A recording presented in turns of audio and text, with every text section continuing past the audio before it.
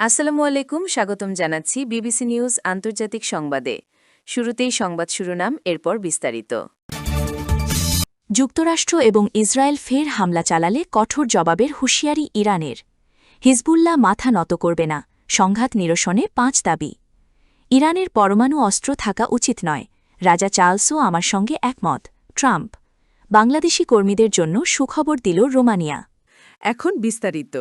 আপনি যদি ইসরায়েলের ধ্বংস চান এবং মুসলিমদের পাশে থাকেন, তাহলে ভিডিওতে লাইক করে চ্যানেলটি অবশ্যই সাবস্ক্রাইব করে দিবেন এবং আপনার মূল্যবান মতামত অবশ্যই কমেন্টে লিখে জানিয়ে দিবেন।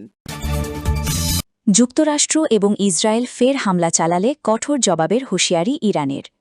শত্রুপক্ষ কোনো পদক্ষেপ নিলে রণক্ষেত্রে কঠিন জবাব পাবে বলে জানিয়েছে ইরানের সেনাবাহিনী। যুক্তরাষ্ট্র ও ইসরায়েলের সঙ্গে যুদ্ধ শেষ হয়ে গেছে বলে মনে করছেন না তারা। মঙ্গলবার 28 এপ্রিল ইরানের সেনাবাহিনীর মুখপাত্র মোহাম্মদ আকরামিনিয়া এই হুঁশিয়ারি দিয়েছেন, খবর ফার্স নিউজের। তিনি বলেন, যুক্তরাষ্ট্র এবং ইসরায়েল যদি আবারও হামলা চালায় এবং ইরানের নিরাপত্তাকে বিঘ্নিত করে, তবে তারা নিশ্চিতভাবেই আগের চেয়ে আরও কঠোর জবাবের মুখোমুখি হবে। হিজবুল্লাহ মাথা নত করবে না, সংঘাত নিরসনে 5 দাবি ইসরায়েলি বাহিনীকে উদ্দেশ্য করে কঠোর বার্তা দিয়েছেন হিজবুল্লাহর মহাসচিব নাইম কাশেম। তিনি বলেছেন, দখলকৃত আমাদের লেবানন ভূমির 1 ইঞ্চিও তারা দখলে রাখতে পারবে না। যত খুশি হুমকি দেওয়া হোক, আমরা পিছু হটব না, নত হব না, পরাজিতও হব না।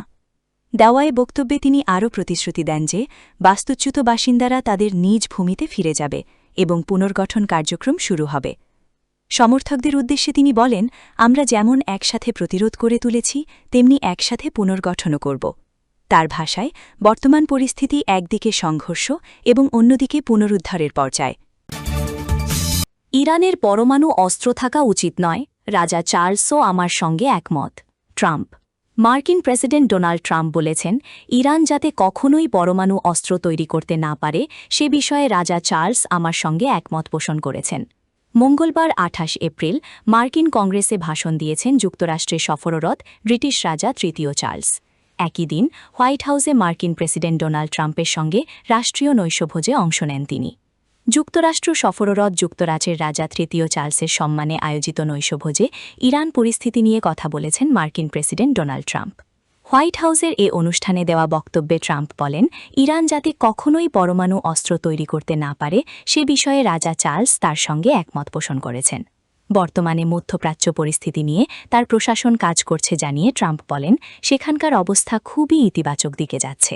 বক্তব্যে ইরানকে প্রতিপক্ষ হিসেবে উল্লেখ করে ট্রাম্প বলেন, আমরা সামরিকভাবে ওই নির্দিষ্ট প্রতিপক্ষকে পরাজিত করেছি, আমরা কখনোই তাদের পরমাণু অস্ত্র হাতে পেতে দেব না। এদিকে কংগ্রেসে ভাষণে চার্লস বলেন, যুক্তরাজ্য ও যুক্তরাষ্ট্রের অংশীদারত্ব আগের যে কোনো সময়ের তুলনায় এখন বেশি গুরুত্বপূর্ণ। রাজা আরও বলেন, তিনি তাদের রাজপরিবারের 19তম শাসক, যিনি নিয়মিত যুক্তরাষ্ট্রের বিষয়গুলো নিয়ে খোঁজখবর রাখেন। বাংলাদেশি কর্মীদের জন্য সুখবর দিল রোমানিয়া। রোমানিয়ায় অবৈধ হয়ে পড়া বাংলাদেশি কর্মীদের জন্য আশার আলো দেখা দিয়েছে। দেশটিতে বসবাসরত অবৈধ কর্মীদের শর্ত সাপেক্ষে বৈধ হওয়ার সুযোগ দিয়ে একটি জরুরি অধ্যাদেশ জারি করেছে রোমানিয়া সরকার। স্থানীয় সময় মঙ্গলবার 28 এপ্রিল বুখারেস্ট রোমানিয়ায় অবস্থিত বাংলাদেশ দূতাবাস এক জরুরি ঘোষণায় এই তথ্য জানিয়েছে। এতে বলা হয়েছে, রোমানিয়ার সরকারি জরুরি অধ্যাদেশ নং 32, যা অফিসিয়াল গেজেট নং 335-এ প্রকাশ হয় এবং লাফথামা কর্মসূচির অনুচ্ছেদ 52 অনুযায়ী নন ইউরোপীয় ইউনিয়নভুক্ত দেশ থেকে আগত যেসব বিদেশি কর্মী বিভিন্ন কারণে অবৈধ অবস্থায় চলে গেছেন, তাদের জন্য শর্ত সাপেক্ষে বৈধ হওয়ার সুযোগ সৃষ্টি করা হয়েছে। বাংলাদেশ দূতাবাস এই উদ্যোগকে স্বাগত জানিয়েছে। এর ফলে অবৈধভাবে বসবাসরত বহু বাংলাদেশি কর্মী তাদের অবস্থান বৈধ করার সুযোগ পাবেন। বিশেষ করে যারা বৈধভাবে রোমানিয়ায় প্রবেশ করার পর অনাকাঙ্ক্ষিতভাবে অবৈধ হয়ে পড়েছেন, তারা এই সুবিধা গ্রহণ করতে পারবেন।